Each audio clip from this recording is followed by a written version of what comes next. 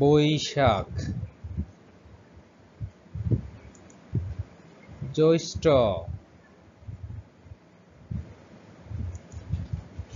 আষাঢ়, শ্রাবণ,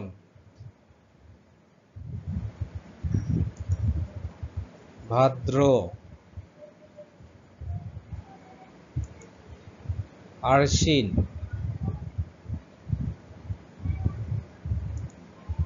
Kartik, অগ্রহায়ণ, পৌষ,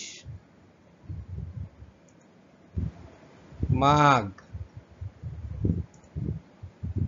ফাল্গুন, চৈত্র।